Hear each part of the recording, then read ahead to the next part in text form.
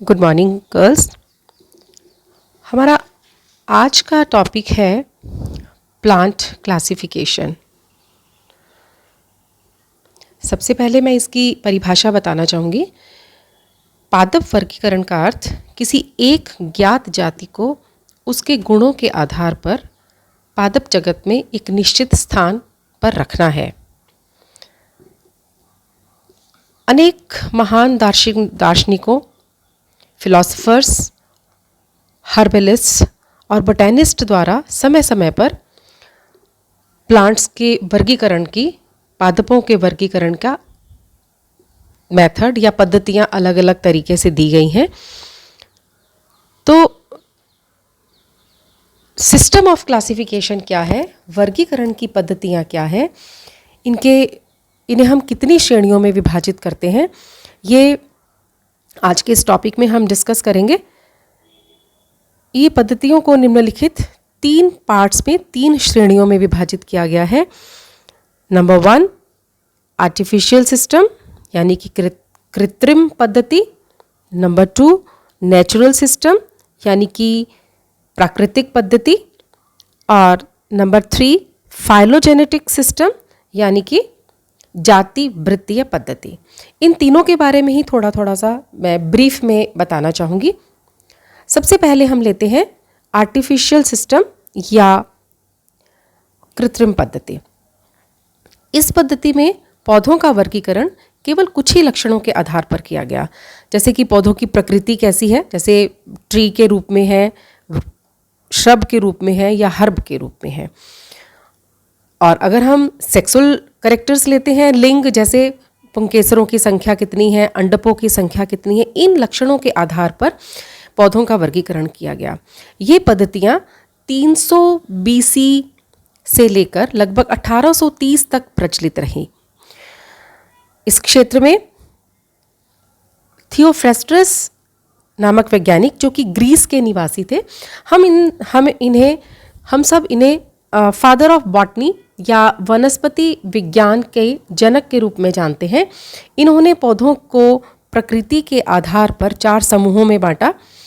ये समूह थे शाख यानी कि हर्ब, उपक्षूप यानी कि अंडर श्रब्स, श्रब्स यानी कि क्षूप एवं वृक्ष यानी कि ट्रीज। इन 4 समूहों में विभाजित किया, हर्ब, अंडर श्रब, श्रब और ट्रीज।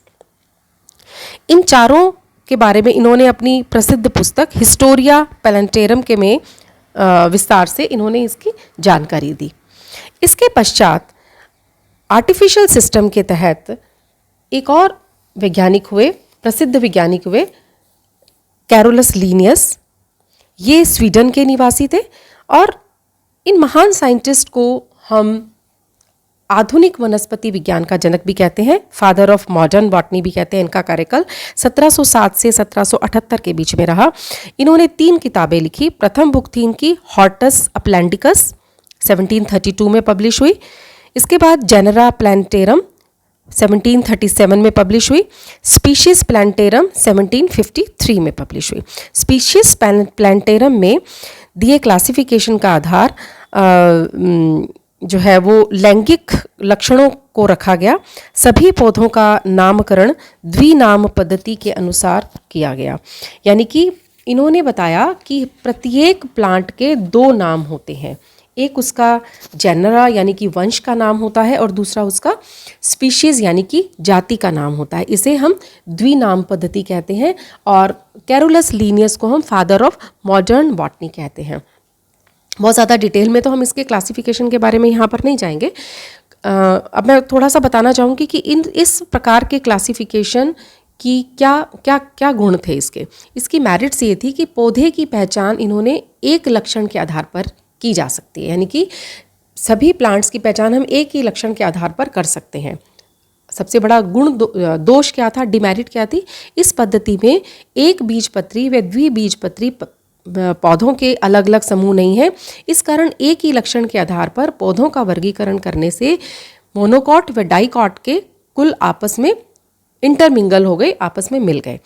तो फिर आगे चलकर हमें दूसरे कुछ और वर्गीकरण के लिए कुछ और सोचना पड़ा, तो हमारे सामने आया नेचुरल सिस्टम या प्राकृतिक पद्धति। प्राकृतिक पद्धति, यह पद्धति पौधों के पारस्परिक संबंधों पर आधारित है, नंबर 1। नंबर 2, सभी मुख्य लक्षणों को शामिल किया गया है इसके क्लासिफिकेशन के लिए प्रिंसिपल्स को बनाते टाइम।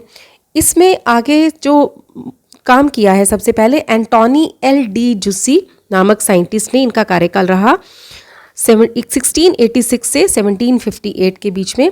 इन्होंने एक बुक लिखी जेनेरा प्लैनेटेरम, उसमें इन्होंने महत्वपूर्ण प्राकृतिक पद्धति को प्रतिपादित किया।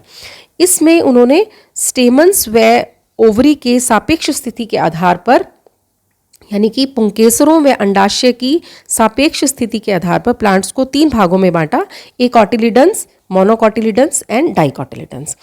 प्लांट्स के मॉर्फोलॉजिकली कैरेक्टर के आधार पर इसके पश्चात डी कैंडोली ने, ये भी वहाँ उस समय के अकॉर्डिंग थोड़ा सफिशिएंट नहीं लगा, तो अलग अलग समय पर जैसे भी साइंटिस्ट होते रहे हैं उन्होंने अपना अपना कार्य किया है। इसी क्षेत्र के अंदर डी कैंडोली ने प्लांट्स के आकारिकी लक्षणों के आधार पर वर्गीकरण प्रस्तुत किया। उन्होंने संवहन पुलों व बिजांडों की उपस्थिति के आधार पर प्लांट्स को 2 भागों में विभाजित किया, वेस्क्यूलरिस एंड सेल्यूलरिस। यहाँ पर इसी में ALD जुस्सी के बाद बीच में आते हैं डी कैंडोली। इन्होंने 1778 से 1841 के बीच में अपना कार्यकाल, अपना काम किया। इन्होंने प्लांट्स को 2 भागों में बांटा, इनके अकॉर्डिंग वेस्क्यूलरिस एंड सेल्यूलरिस, 2 पार्ट्स में बांटा।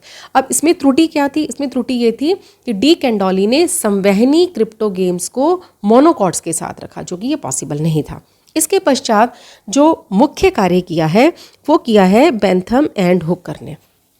ये 2 साइंटिस्ट थे, जॉर्ज बेंथम, इनका कार्यकाल था 1800 से 1884 के बीच में, और दूसरे साइंटिस्ट थे जोसेफ डाल्टन हुकर, इनका कार्यकाल था 1817 से लेकर 1911 के बीच में। ये दोनों ही Royal Botanical Garden, Kew, England में काम करते थे।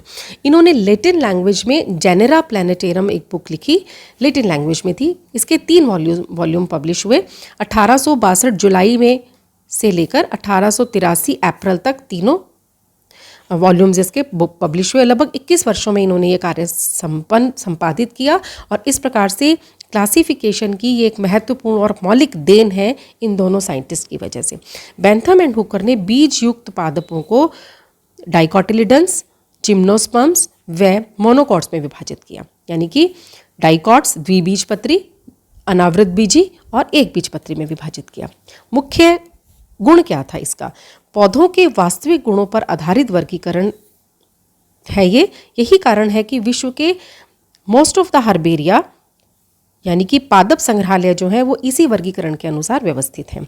सबसे बड़ा दोष क्या है इसका? चूंकि ये पद्धतियाँ कुलों के जाति वृत्तीय संबंधों पर आधारित नहीं है, अतः इससे पौधों के विकासीय लक्षणों पर ध्यान नहीं दिया गया है। यानी कि जैसे जैसे समय के अनुसार वातावरण में विभिन्नताओं के आधार पर प्लांट्स में इवोल्यूशन होता है, तो उसके आधार पर इन कैरेक्टर्स को, इन क्लासिफिकेशंस का कोई आधार नहीं, इन्हें नहीं कंसीडर नहीं किया गया। तो फिर हमें एक और सिस्टम की ज़रूरत पड़ी, फाइलोजेनेटिक सिस्टम या जातिवृत्त। ये देखिए दिस वन, जातिवृत्त पद्धतियाँ क्या हैं? जातिवृत्तीय पद्धतियाँ पौधों के ऐसे लक्षण हैं जो जातिवृत्तीय दृष्टि से महत्वपूर्ण थे। इस क्षेत्र में सबसे महत्वपूर्ण काम की शुरुआत एंगलर एंड प्रेंटल ने की। ये दोनों जर्मन बोटैनिस्ट थे। इनका कार्यकाल 1880, इन्होंने 1887 से 1899 के बीच में एक प्रसिद्ध बुक डाई नेचुरलाइकेन फ्लैंजिन फैमिलिन के 20 वॉल्यूम्स पब्लिश किए। इन्होंने शैवालों से लेकर एंजियोस्पर्म्स तक सभी प्लांट्स को वर्गीकृत किया। इनके निम्न सिद्धांत थे। प्लांट्स के प्रिमिटिव व एडवांस्ड कैरेक्टर्स में भेद स्पष्ट किया, यानी कि प्रगत और आदिम, यानी कि आदिम और प्रगत, यानी कि जो स्टार्टिंग पॉइंट्स थे प्रिमिटिव थे, और जो प्रगत यानी कि समय के अकॉर्डिंग जो एडवांस कैरेक्टर्स, उनमें डिफरेंस बनाया।